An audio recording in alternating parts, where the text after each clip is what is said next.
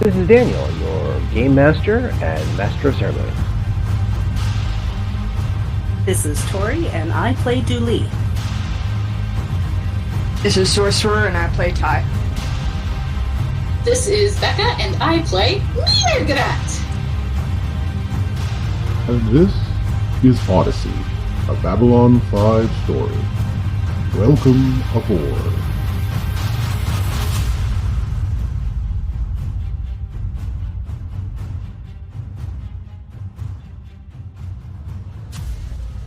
Yes, my friend. I know a great deal more than you suspect. I know, for example, that you're in love with the woman. This woman. And perhaps a strange circumstances that you and he and her should all be in love with the same woman. The first evening I came into this cafe and I saw you, I knew there was something between you and her. And since no one is to blame, I demand no explanation. I only ask one thing. Could you take my card? I have cameras and I have production equipment, and we could always use more footage, please. So if you could... Oh, business arrives. Just a moment. Welcome, friends. Pay no attention to the lovely foursome over there. I was just conducting a little business. Later, I'll send her over around the drinks. Thank you. Now, you wish to hear more from Bedini, yes? Well, good news for you. After some discussions, we have more to tell about what's going on with our good friends and intrepid adventurers from the pak'ma'ra Celestia. I have so much to tell you. So sit, relax, have a drink. There will be many drinks. In fact, we will start with drinks. But before we get to drinks, we have to tell you what happened so far. So, with dealing with the pak'ma'ra Celestia, a crew member named Grant has found our other intrepid adventurers of Ty, Dooley, and Mirgrat. He was sent there by Madame Vidrosini, the great prophetess. You know of her? Of course you know of her. She sent him in that direction after receiving a prophecy that he would be vital to a particular situation. After receiving the prophecy, he met the group and got more informed of what was going on, and was suspicious. However, they have come together, met with their other contacts to find more information regarding the Amber and the techno-mages who may be involved, and several of the other crew, including the ranger Aparo, a Mimbari who has been sent to this new world of Boyan as a sheriff. I believe that's the term. He is now investigating these incidences for our group, for the greater honor of the Rangers and the ISA and all the rest of that, whatever it is. However, as people have come together and they've realized they've had too much stress in their lives, they only do what they know they could do together. They go for a drink. How about that drink? Since we're all friends now. We could go get a drink. It's probably better than my tea. I wasn't going to say anything. Grant sets the tea down. You're so very good at that. Not saying things. Okay. I have to learn how to do that better. Yes, that is one of your failings, I have noticed, since you pointed out. Let's go get a drink. Let's go. So, as a group, I'm assuming, you all make your way to one of the closer establishments for alcohol consumption. This is a luxury cruise, and if it's anything like Vegas, you would have to travel all of 60 feet. Booze is everywhere, except for the Mimbari sections. You find yourself in a lounge, for lack of better term. You know, it's not quite a bar, not quite a restaurant, but somewhere in between. There's some tables, a couple people playing cards. Looks like just enough space for a very small musical act, which isn't showing. Yes, they have kombucha. Paul, we have decided that after going through the fact that pak'ma'ra eats only carrion and things that have been rotting for a little while, technically fermented foods count. Yes. The only issue with so many fermented earth foods is that they involve seafood, which is not something the pak'ma'ra can eat. So, but kombucha, which is nothing but... Go ahead. Go ahead. Sorry. Oh, kimchi, yes. Hakaro, no. Mm-hmm. But because... but pickles are great. But because kombucha is fermented, it's perfectly viable. Alcohol is a little bit of a tricky thing because beer is a fermentation process, but it's not the same, and it's kind of gray area. But so we have decided apparently that Biergrat here has a delightful fascination for the human beverage that most people think tastes like dirt. Mm. I mean, they only think that because it tastes like dirt, if we're being honest. I actually know people who are kombucha enthusiasts. I have no idea why, but I just kind of say, whatever you enjoy, go for it. Yeah, I mean, I love tea, and I love fermented things. Cannot do kombucha. But yes, so the bar, again, everyone orders a drink, like 5 credits I'm a also piece. making funeral arrangements for Tomasi. Oh, that's right.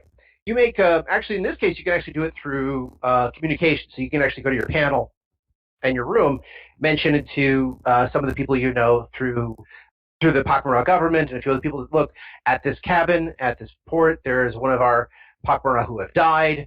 Here is a question for you. What do you tell them about his death?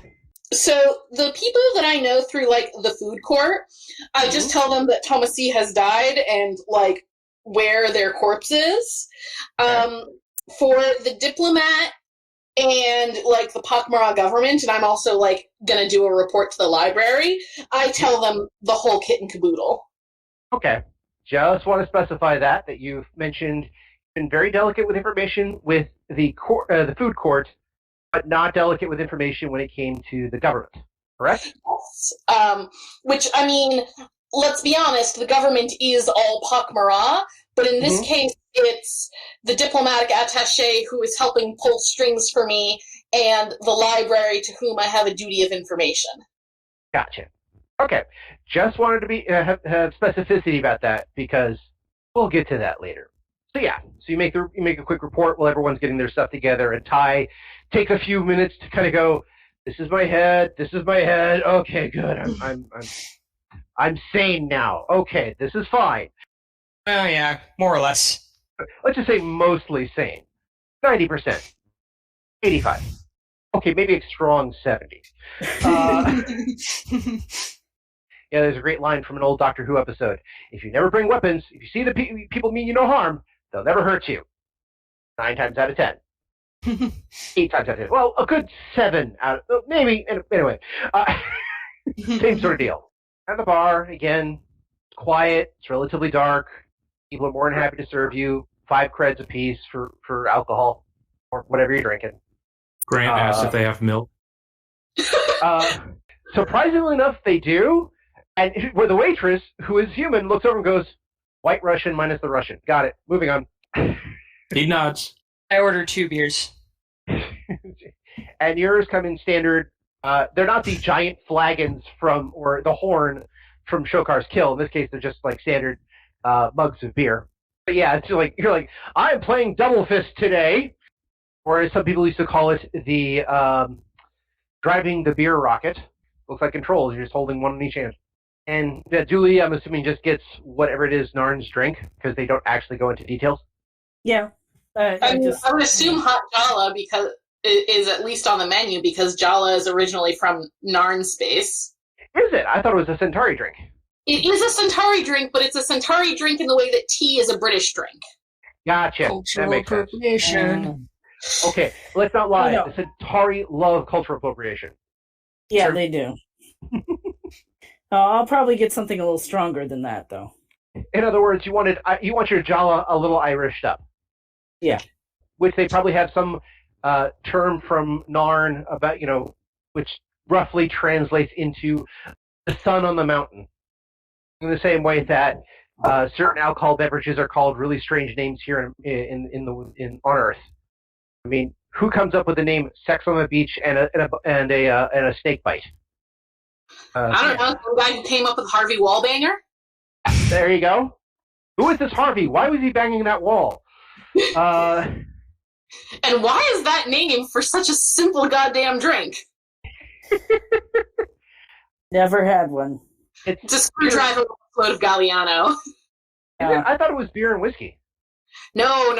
Harvey Wallbanger is orange juice, vodka, and Galliano. Yeah, beer Perhaps and a whiskey is a black and tan. Okay, thank you. I was going to say, let's ask the bartender. I'm fairly certain she knows. I do know. It's a black and tan. I've never heard of the other thing. It must Okay, be, maybe it's a regional thing. No, Harvey... Harvey Wallbanger? Yeah, nobody's ever ordered that from me yet, which is good, because I don't know what that is. Wow, okay. Let's say it used to be a very popular drink in the 70s and 80s. Yeah, I was not born then, so...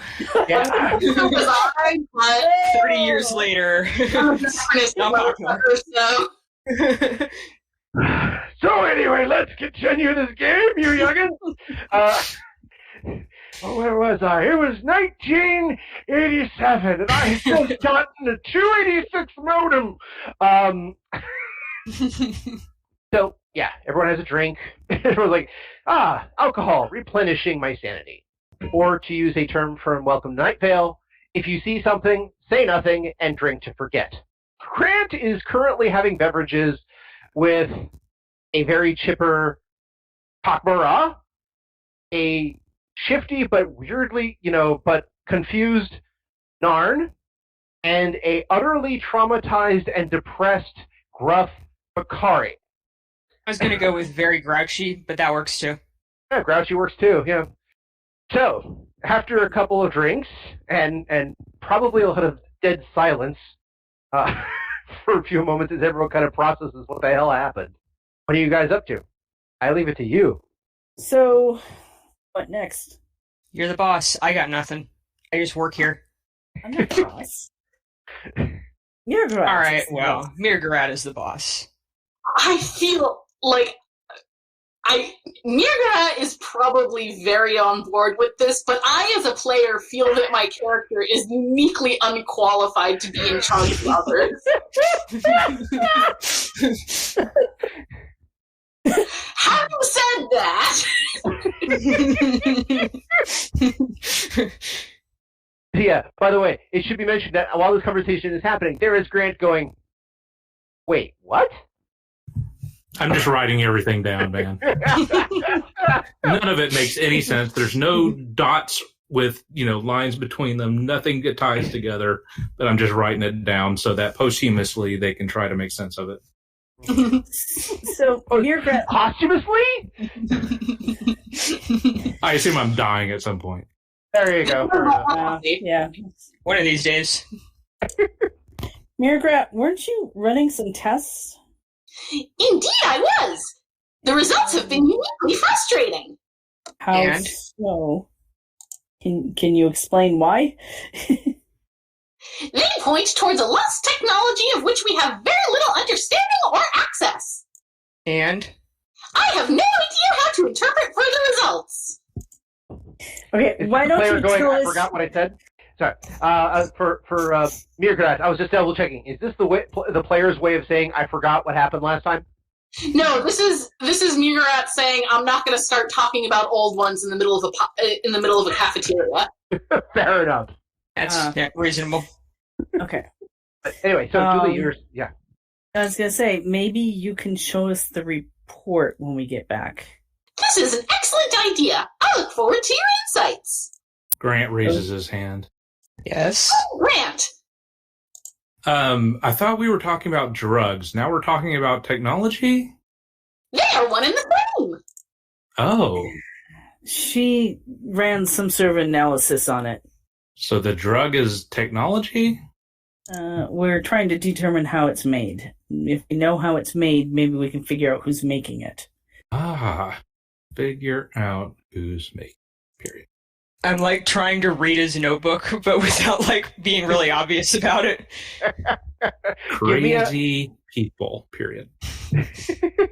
Give me a notice check. Law of probability says eventually one of these is going to work out for me. Yep. That one is also intrigue too. An intrigue check because you're trying to do this surreptitiously. We'll go with that. Okay, I'll do that one. 16. Okay. Grant, do you give me a notice check? Okay. Okay, so yes, not bad. You realize that the Ricari is trying to look over your shoulder a little bit, trying to read what you're writing. You can either go, "This is what I'm writing," or you can kind of, do the usual hand over. Keep your eye on your own test paper, if you could, please. I just take my notebook and I tilt it slightly away from her. I'll look over at Ty and kind of say under my breath, you weren't very good at the whole reading off other people's paper in school, were you? Listen, if I was good at school, would I be here doing this? I don't know. Maybe you enjoy this. Sorry? What did you say? I'm sorry, I interrupted you. I was very good at school. Mhm. That's not surprising. The scientist and librarian, just, yeah, I think with you. Everyone at the table can tell you did very well at the school. Just, like, flat out. The I mean, person who I'm used just my saying, food trucks. I feel like education doesn't necessarily have a bearing on whether you're sitting at a table with a bunch of aliens trying to track down mysterious drugs. There is that. So, go ahead.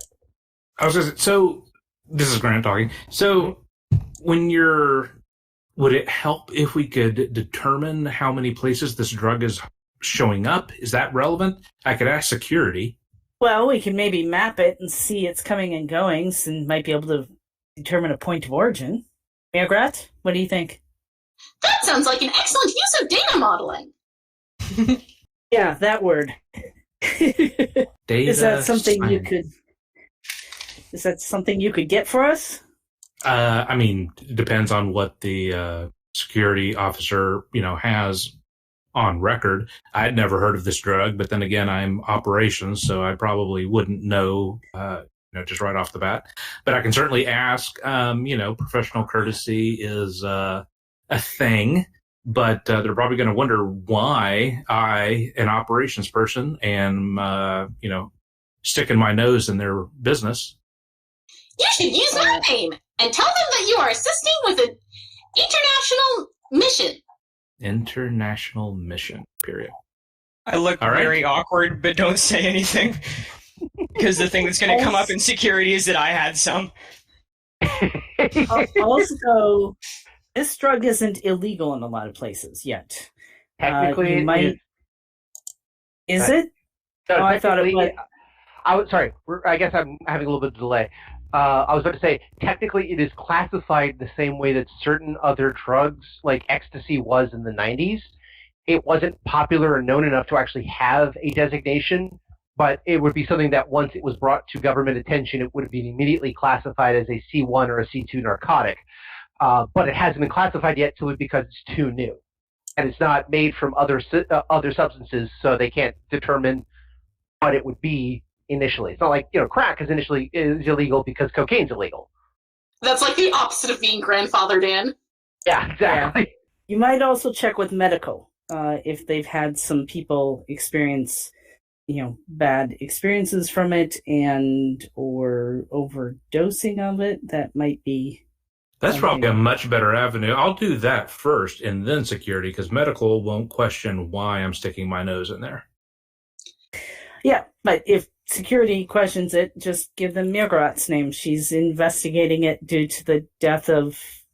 I'm sorry, Mirgarat, I forgot their name. Oh, Tomasi. Okay, I can certainly ask.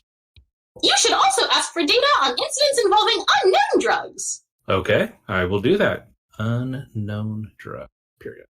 Just as a bit of reference, though, you realize that in the last 2 to 3 hours, no, actually, let's say 12 hours total, Grant's life has taken a turn. Well, certainly. Yeah, he was just doing his job, and now he's investigating a new drug, or at least new to him. Mm-hmm. Certainly outside of his purview, or wheelhouse, rather. But, he's interested in helping people, so there you go. There you go. Okay. So Grant is going to talk to medical and possibly security. What is everybody else going to do? I'm going to go down to steerage and assist with funeral preparations. Okay, so that'll take some time. I'm not going to go to steerage. No. Refresh my memory. I had an acquaintance in that restaurant. Yeah. The Centauri girl. Yeah, what was she doing for us?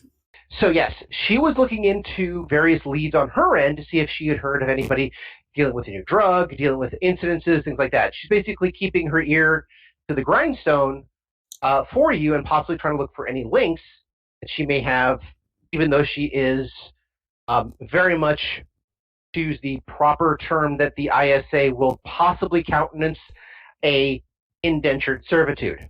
Okay. So, but yeah. Was I supposed to check in with her, or she was going to send word? Either way works. Again, unfortunately, there is one thing about this, and I remember this after we talked. She's in Steerage. All right. Can't go there. I don't know, Ty. What do you want to do? I mean, I could use a nap personally, but Technically, you just had one. You just woke up from a nap with a corpse. A 9-corpse nap. But A corpse nap isn't as restful as literally any other kind of nap. I haven't tried it before, but by the way, Corpse Nap will be the next metal band you've never heard of. Yeah, I met that happened years ago in this like really seedy club. We're Corpse Nap. We're here to make you feel sleepy. it's exactly the kind of scene I did before coronavirus. Those clubs with metal bands.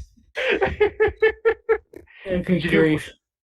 So Ty could use after dealing with the Corpse Snap, I'm guessing. Actually, though, flipping back through my notes, I have an appointment with this Alan Gibbons person. I don't remember why I had this appointment in real life. Please remind me. I wrote it down, but not what it was for. Alan Gibbons was the guy you had the vision with, the blue crystal, and the appointment. Was I asleep during this? Was I asleep during this? I don't remember this at all. You might have like 3 weeks ago. You may have 3 forgotten. weeks ago. Okay. At this point, I admit I may have forgotten, but that's okay because he's the guy who you saw in your vision too about the book. Mm-hmm. If you wanted to take the appointment with him, you're more than happy to do so because that you may be the part of the guys. I have something I need to investigate too, so I'll go on my end, and then we would have officially split the party 4 ways, which is fine. I mean, I would ask Julie if she wants to go along, since she's bored. Or does Julie have other avenues to work with? I don't really have anything else going on. I think that's what Julie was going to ask you about because she had the link with the girl whose name just jumps right out of my head. Do you have it written down? No, of course not. You need to finish editing. I know. I mean, or we can just rename her and pretend that like one is her first name and the other is her last name. There is that. Let me go to my wall of inspiration here. Saluto. And someone write that down, please, or I know I'm going to forget it again. So Dooley could try to surreptitiously contact Saluto about this. You could for that. There is at least 2 other things you can try. If you want to do an intelligence check, I will. And if you make the intelligence check, I'll give you a suggestion. And in fact, what's your intelligence? It is 17. Okay, very intelligent. So I'll make you this bargain. If you get 15, if you roll a 15 to 17, you get 1 suggestion that comes to mind. 10, you roll 10 to 15, you get 2. 5 to 10, 3. And if you roll a 1 to a 5, I'll give you 4 suggestions on how to deal with that. Cool. And this is when she rolls the 20, right? No, I rolled a 6. Okay. All right, so 6. 1, you just sent away Aparo, the ranger who has no connections to the to the steerage area, who can more than happy to fetch her or as part of the investigation. You can also approach her as a ranger, which is, they're subtle. They can get information, no problem. That's that. He also had other links that he brought up about, oh yes, you asked me to investigate techno mages for you. You could ask him about that. 3, you could have somebody order food under the demand that Veluto deliver it. This is code in steerage. Can you guess what for? Mm. Yes. Okay. But just because a boss thinks that's what's going on does not mean that's what's actually happening, but that's also good cover. So there's that. That's 3 suggestions, and I believe. Yeah, no, that's So we've got the party split, though. I don't really want to split the party anymore. Mm-hmm. Ty will go along with Dooley because they've been doing that anyway, and I don't really think she has a lot else to do. Okay. She's had a rough day. And so Ty's appointment will wait? Sure. I still don't remember what it's about, and I'm hoping it'll come to me eventually. Fair enough. So we'll order food. Okay. With instructions to have it be delivered by the girl. Okay. It's normally the cafeteria is kind of those, you come by, they threw stuff in there. It's not exactly a good place. But again, through a quick message thing, if you just kind of do the, "Hi, I'm Bernard. I saw you had a cute Centauri girl named such and such there. Have her sent up with the usual on. Oh, and we're ordering this food. And some mozzarella sticks. And some mozzarella sticks. And 2 hard-boiled eggs. And, all right, that was a dated joke. So the person who picks up, very obviously, is the, controller, and says, "Oh, yes, you want this." When you say, we were ordering food and we wish it be brought up by Leto in the quote-unquote usual way, wink, wink, nudge, nudge, he gets that sneer that goes, "Oh, yeah, Norn like it when they get the Centauri. They think it's fun." But he kind of winks, nudge, and says, "Yeah, usual rates may apply." Fine. Order up the food. I've got a little bit of money. So it's about 100. It's 100 creds. Okay. Okay. So I will, we'll wait for the food. We'll go back to my quarters and wait for the food. Okay. So you guys head back to your quarters, wait for the food. While you're waiting there, I know that Miograt is back down in the steerage area doing arrangements with Tomasi's body, which, again, has to be lying in state for at least 3 days because it's not ripe yet. But, again, as a person of the pak'ma'ra, all our pak'ma'ra, once they are left in state for a couple of days, then there is a bit of a ceremony to be eaten. They actually do invite you to say if you want to join. Oh, yeah, no, I'm fully going to be there. Like, I assume that all pak'ma'ra on the ship are going to at least, come by and have a bite. Let us pay tribute to, hold on. Oh, wow, Dave is juicy. Anyway, but, Lucy was like the worst possible word you could have used there. Sorry. So you're doing that, and Grant is going to be talking to medical and security about links to the drug substance, right? Yeah, I will go to medical. If Chief Medical Officer Christopher Rule is there, I'll, wince a little bit because he's brisk. But if he's not there, I'll actually, I think, be a little bit happier. But who is there? Okay. So since Miograt is doing that, we're going to wait on the other 2. Let's go with Grant. So Grant, yes, you actually do make it to Medbay, and Dr. Rule is there, and when you get in, he's face first in a scanner, doing the whole, looking over like so many weird things, and particularly it's the blue brain, the trilobal brain. And he's like, he just doesn't even look up for the thing. He's like, and he literally clicks his fingers and points, so it's, "You, there, go get me this, you, there. I need a double-edged scanner, I need a chemical pack, and I need 17 samples done on just the prefrontal cortex alone. You, there, I ordered coffee, you get it." And then when you enter the room, he clicks and points at you and said, "You better be holding my scanner. I asked for it 3 hours ago." I'm not holding your scanner. "And what good are you?" Still face first, not even looking at you. "The what good are you? Follow my orders or get out. I don't care which. Either way goes on your record. So, are you going to give me my scanner, or what are you going to do?" I say, "Take a Xanax, Dr. Rule. I'm here with some questions for you in an official capacity." He kind of stops, rolls his shoulders a little bit, goes, right? Pulls his head out of the scanner. You're fairly certain he's had his head in the scanner so long that he actually has, it's not a tan line, but you know when you wear a mask for so long, it has the ridges pressed? He's got that around his eyes. Impression so it looks line. like he looks like he's permanently wearing a pair of goggles. I think you might need a facial massage, Dr. Rule. What I need is answers. Lots of them, but I will be more than happy. He kind of clicks. Jameson, just keep going with the scans. I'm going to take some time with the crew. Okay, thank you. So he says, yeah, sorry about this. It has been more than a little strange, but let's see if we can deal with this.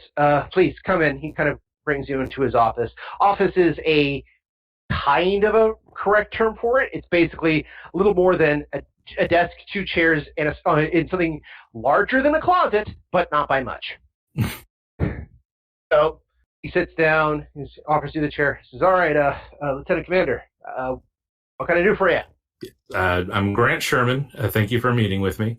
I have some questions. I notice you're working on the Blue Brain. I apologize for taking you away from that. I completely understand your frustration. Frustration and fascination.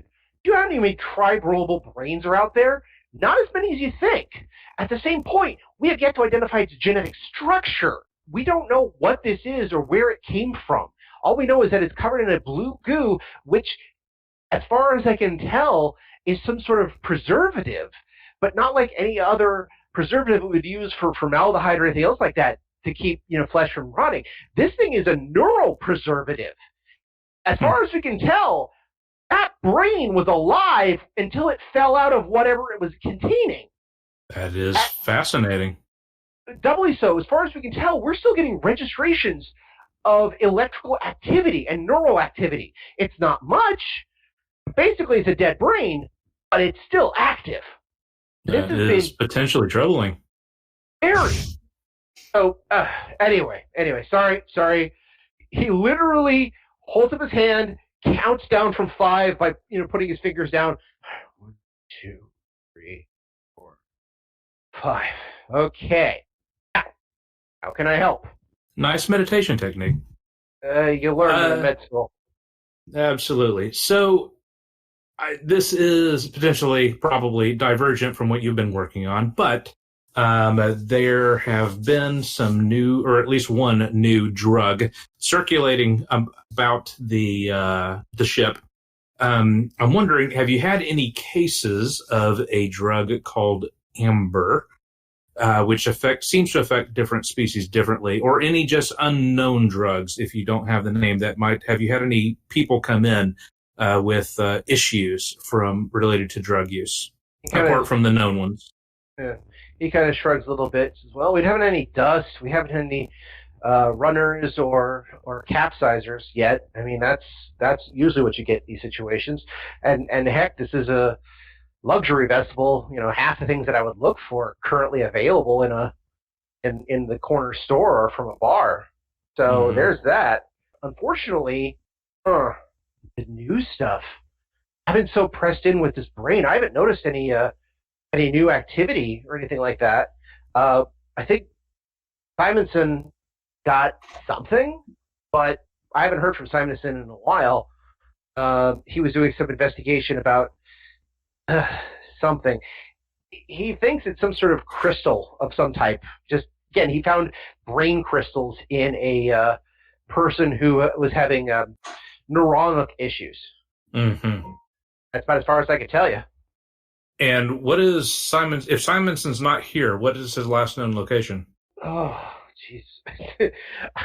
I don't know. My location has been here, looking right through those goggles. You'd have to check with security. I don't keep tabs on him, but I think last I checked, he was taking his scheduled break so he could get food and some kip. But so he would probably be somewhere in crew quarters. But that was about, he looks at his watch. Oh, it was about 36 hours ago. I need some rations and some kip myself. Now I just got to find some place that makes a decent lasagna around here. And some rest, Doctor. Don't forget that part. Oh, well, yeah. Lasagna first, then the rest. Sure. I'm sure the lasagna will assist with that. Exactly. Honestly, no, I don't like to go to bed with an empty stomach, but you shouldn't eat beforehand. But right now, I'm going to need the fuel if I want to make sure I get up after I go down. Yes. Well, Dr. Ruhl, thank you so much. I stick my hand out to shake his. Your professionalism, is impeccable as always. I say with a slight smirk, and I will let you know if I have any other questions. He says, "All right." Oh, before you go, 2 questions. One, is this substance found in the human sector or the alien sector? Alien. All right. Second, how did you come to find out about this so I know what to look for when things come in? It really just kind of stumbled across it. I don't want to bore you with the details too much because they really, I don't think, are relevant. But it appears to be clear. It's a cube. People are calling it amber. Oh, okay. I'm guessing because it looks like the stone and not because they used to love a girl named Amber. I'm guessing that's the case. I guess. Particularly because if you're saying it was in the alien sector, aliens don't name their kids Amber.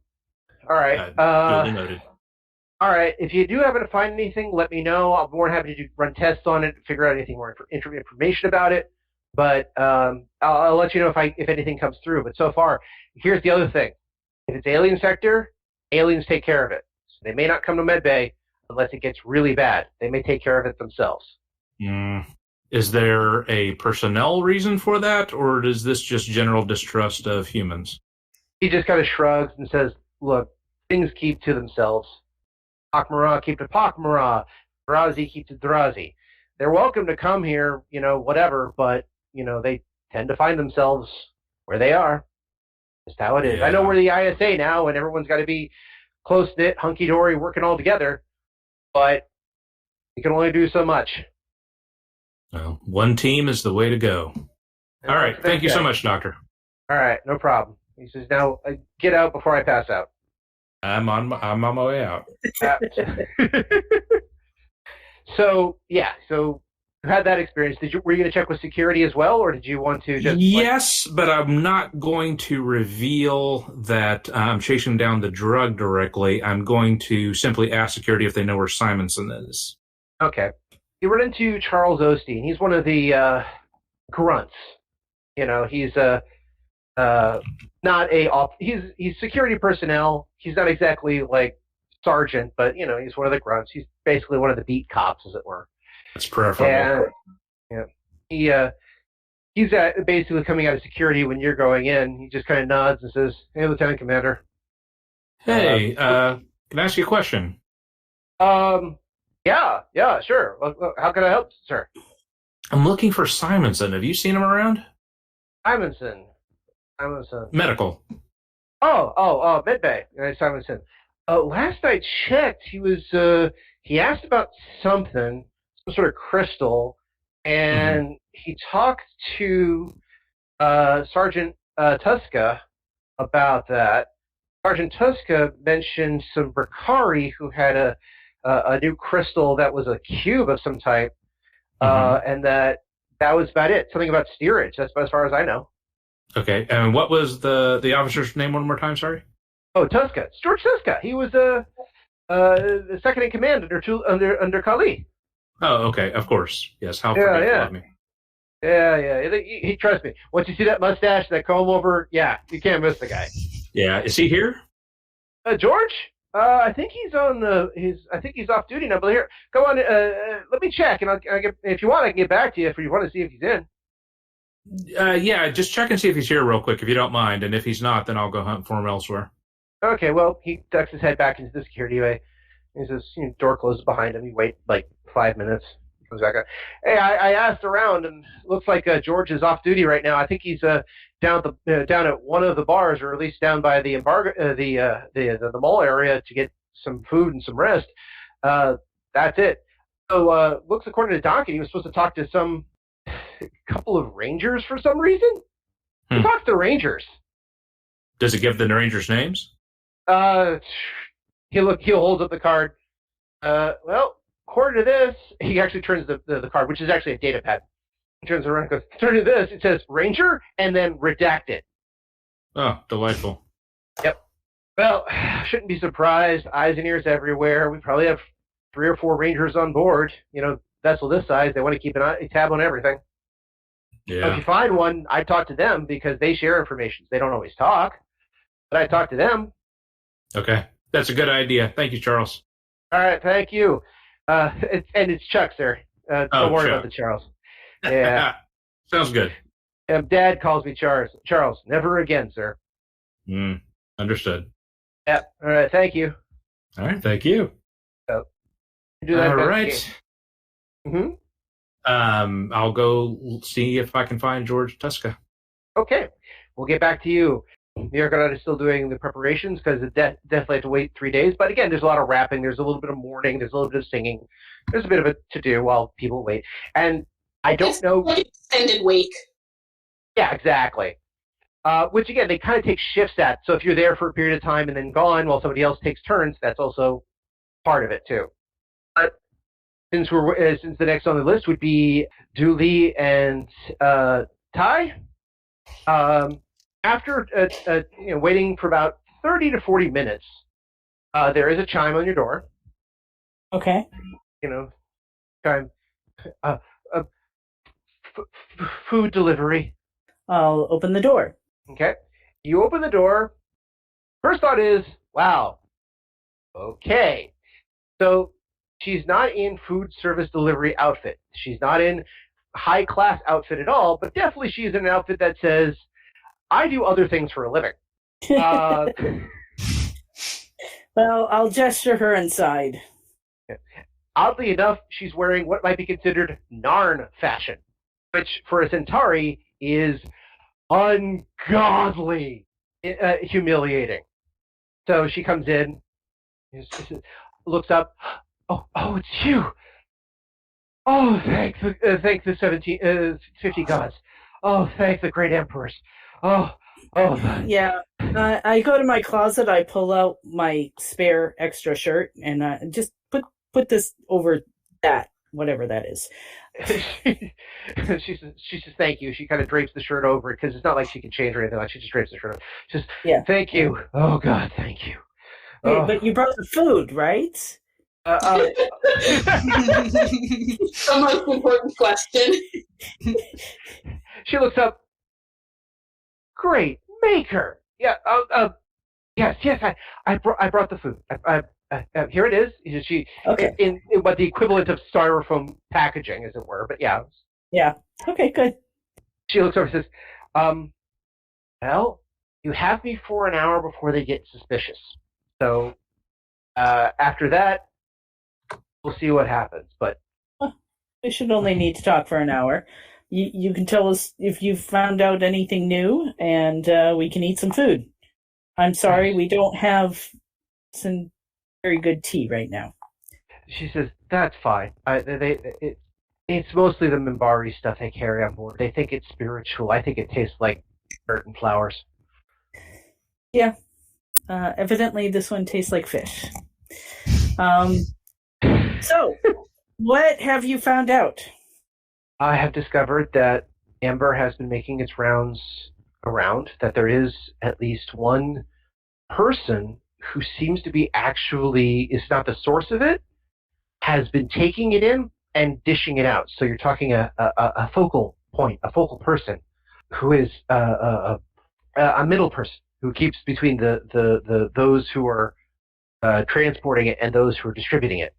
So I found out that they're in steerage near the engines. If you say Benny, I swear to God. Oh no! They call him. Oh, what do they call him? Some people call him Old One. Some people call him the Last One. I think they like to call him that for whatever reason, but they just Old One or Last One. Is he human? Nobody knows. Yeah. When you have a name like Old One or Last One, that doesn't mean anybody wants you to. It doesn't mean anybody's going to put that on an invitation.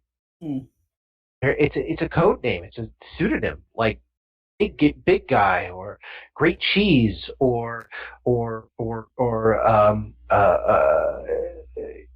King Safety Pin, or whatever that term is. Okay. So it's all being directed by one person, race unknown. Who also apparently has a need for archaic texts and archaic stuff. Honestly, what do you mean, archaic text and stuff? Like I've seen a couple people who come to the cafeteria once or twice, and they are showing off the stuff they found. IPX would love to get their hands on the stuff that these people are selling for amber, for other narcotics. I mean, we're talking, old books, statues, things I couldn't identify. And yet these people, because they think nobody else sees the value in it, are showing them off at the cafeteria to their friends. Mm. I mean, I know some of it. None of it's Centauri. That much I can tell you. None of it's Narn. I might have an idea of what she's talking about. Oh. Either that, or we've got a lot more problems than one thing. Okay. What do you mean? It's a long story. What do these people look like that you saw at the cafeteria? Oh, there was a bunch of different ones. There was some Drazi, a couple humans, a couple of Ricari. I saw a Bree with a pinwheel-like thing once. That was weird.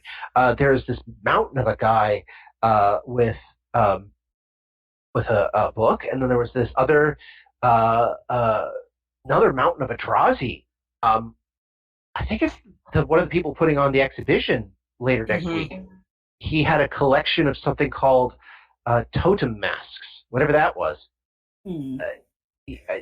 Yeah, there's big business in underground antiquities going on in there, and this is crazy. This is steerage.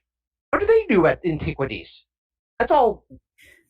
It also requires a little bit of forethought. I mean, you can't just come up with an antiquity in the middle of a ship. No.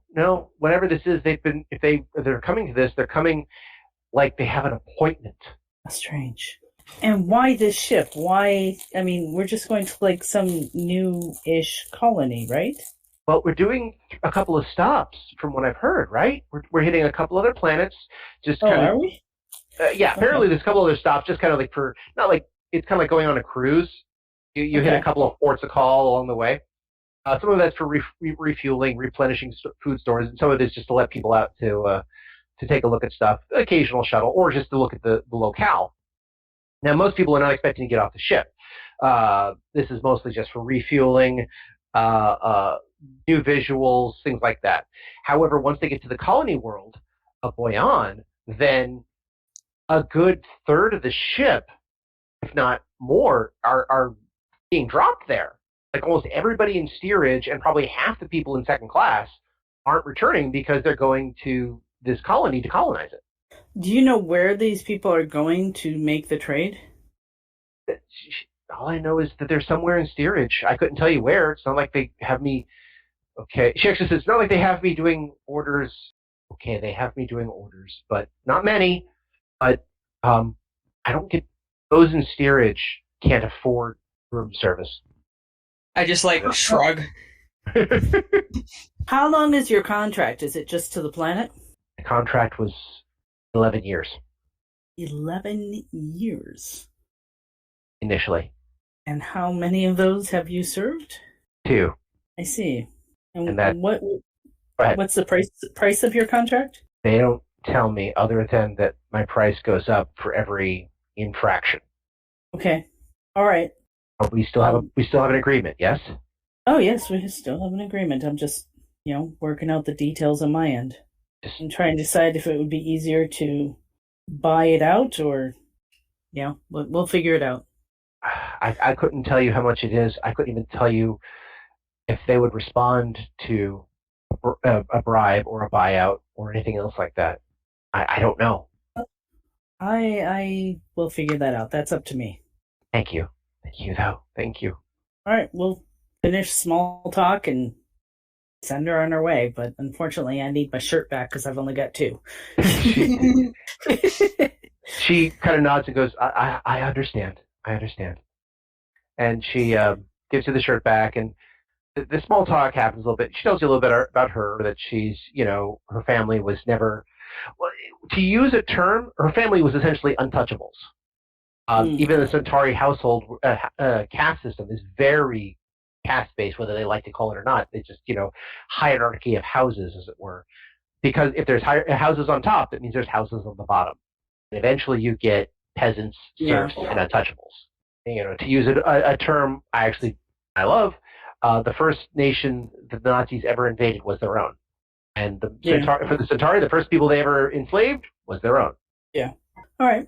But she tells you a little bit about her homeland. Most of it's been, she's been a serving girl in one form or another since she was 4. She learned to read and write almost by accident, and that she's been doing this for a number of years. She actually did have a chance of being a servant girl in a major household, but it was for the House Rifa. And, House Rifa pretty much died a couple of years ago. And that's when her contract, that's when she got bought out. All right, so we'll send her back. I'll give her like a 5 credit tip. Okay, she says thank you. It'll buy food for her. She's actually really happy about that. So, but she leaves and gives you the information. I am going to wait about half an hour, and then I'll send a note or send a communication to the owner of the shop and ask him how much it is to buy out her contract. Okay. Thank him for the marvelous time, and how much is it to buy out her contract? He's like, when you do that, the sneer on his face is just huge. A Narn buying a Centauri. Oh, that's great. Oh, I thought you Narn were still building up. I mean, it's not like, hey, you guys are rich and famous. Well, I don't have to be rich and famous to own a Centauri. Oh, he thinks about it for a little bit. Well, what to think? She's valuable. Hold on a second. This is where I, as the game master, have to look something up, because I hate to say it, there's a stat for that somewhere in. Probably. In this game, it's somewhere. And bonus points for the person who finds it first. I'm not finding it. It's probably not in the main book. It's probably one of the other side ones, but I'm looking at price comparisons of other things. The other services, here we go. Let me see. Lifestyle costs, business, drug qualities. All right. So it's probably one of the other books that I don't have in front of me, but let me get a basic idea based on how expensive things are. Okay, that gives me a little bit of an idea. Yeah, their equipment section here is not huge. No problem. I'll just let you know that according to what I can tell from the basic research, their asking price is $10,000. That's it? But he's willing to negotiate. Yeah. I let him know I'll think about it. He says, think hard. She's a good worker, and she's really good about this. So think really hard and very quickly. But you know where to find me. I give him 8. You make an offer for 8? I would give him 8.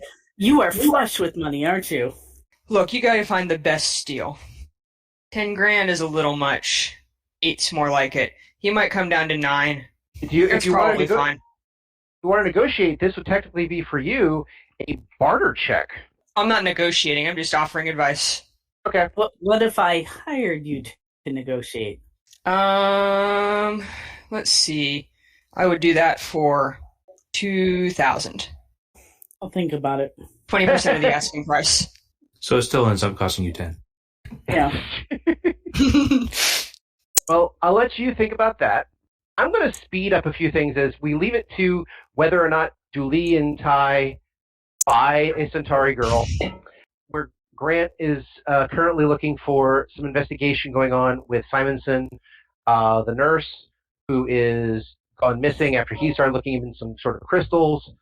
But I think this is a good, beautiful, horrific place to end it, and that's going to be with Mirgras.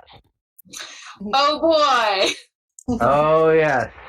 So while waiting, nobody knows exactly why or how, because they know how long that Tomasi has been dead. He's been dead basically a day, and you usually have to wait 3 for ripeness. However, he seems to be eroding and fermenting at a vastly accelerated pace, which they find fascinating. They don't know if it's something he ate or something, digesting him slowly or whatever. The new atmosphere or something in his system. All that amber, maybe? It's a good possibility, but in the process, a couple of the learned elders of the cafeteria of the food court. I mean, if the food court would have learned elders, it'd be a pak'ma'ra food court. Exactly. So, as a way of testing things, two of them decide to, they poke and prod at various parts of the bodies, and it's squishy and well marbled at this point, and they go, "This is interesting." And one of them just goes down to sample real quick, just to say, "Well, is he done?" And they chews a little bit. And the other one chews off a little bit of shoulder, just to check a few things, and they kind of nod a little bit. And they said, "I think we can begin a little early. Out of respect, no problem, but look," they pointed at this. "Everything we know says this guy's been dead for at least 5 days. If we didn't know that he was just walking around the other day." Have either of them started tripping balls yet? Well, they just started chewing away. This is, no, everything's fine. Perhaps we can, start the process and basically move things along. I believe the humans would appreciate if we did. This is where we get a technical luck roll from Miograt. And, of course, I pulled that card. So, in this case, give me a will save. Just a straight will save. All right, give me a moment to check what my modifier on that is. Okay. Hey. All right. 17. Okay. That's respectable. Exactly. So you're like, you know what? Even though this person was respectful and I did have a great vision from him and I wish to embrace that which he brought to us, as a librarian, you sit back, you observe, and give the great honors that go forth in this ceremony as other pak'ma'ra begin to slowly devour him. There's about 10 or 12 pak'ma'ra there with another 30 or 40 waiting in a circle around, each to take their turn, for lack of a better term. And in this case, most of them only take one bite of the deceased and then give on to the next person. Yeah, so, there's enough for everyone. Exactly, and you can't just turn them into a stew. So all the reference and all the singing is going through. The singing suddenly stops. The two learned elders turn to each other, and the 12 other pak'ma'ra who have been taking small bites and singing between everything stop, and they look to each other, and they look to you, and they look to the group, and then as one they say, in perfect pak'ma'ra, "The messenger is the message," and then they turn to you.